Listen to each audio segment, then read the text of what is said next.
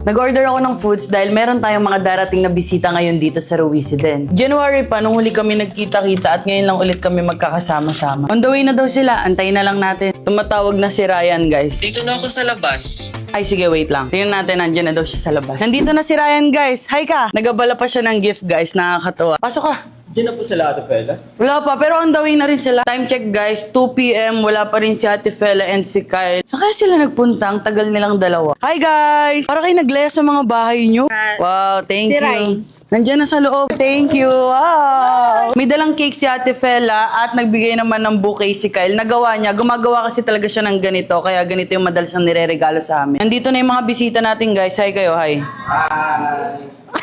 Pa yung pinangahay niya. Ang yaman mo na talaga. Yung as in, sabi ko kailangan kong makita yung pantry. Ako na mag-a-unbox ng regalo ko. Tapos pag ito nawala, ewan ko na lang. Ayan. Para siyang altar. Oh, sabi nga nila altar to, tapos gaganon daw dito.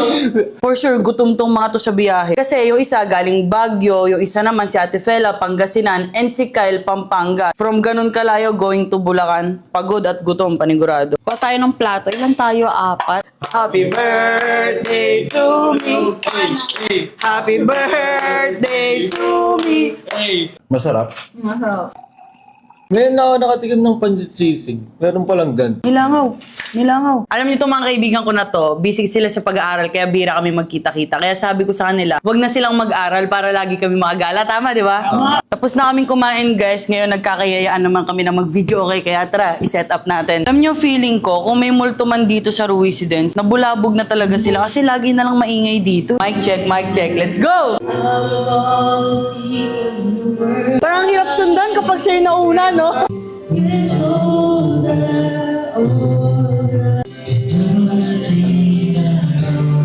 Ako naman yung next nakakanta, guys, kasi singing talaga yung hidden talent ko. Hanggang sa pagtanda. Parang wala sa tono yung karaoke. Kung maputi na ang buhok ko. Sabi ko sa inyo, hidden talent ko, kaya nga itatago ko na lang.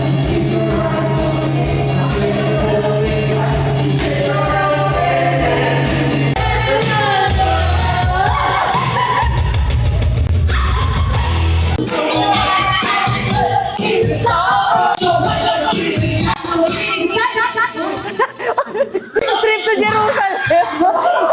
Pili ko kami talaga sisira ng furnitures dito. Kanina si Ate Bella tumungtong dito. Proud pa siya. Sabi niya, tingnan mo. Napagod kaming mag-concert sa video, okay? Ngayon naman, sasayaw tayo ng TikTok dance trend. Yung mga kasama ko, for sure, dumaan na sila sa mga FYP nyo before kasi nagti-TikTok din sila doing POV content. Ngayon, subukan natin yung mga dancing skills namin. 2, 3, plus 1, 2. Wala sa'yo.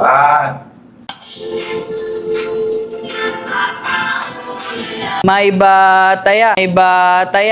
Ay, taya ako. 1 to ilan? 30. O, dito na ako sa pantry magbibilang. 1, 2, 3, 4, 5, Di ba ako makikita dito? 7, So yun guys, kanina may nakita akong taguan. Feel ko hindi niya ako mahanap dito. Kumingi kuya. Bye-bye guys. 25, 26. Nakalimutan yata nila na may access ako sa CCTV. 27, 28, 29, 30. Game! Nasaan kaya sila? Mukhang mahirapan ako hanapin tong mga to.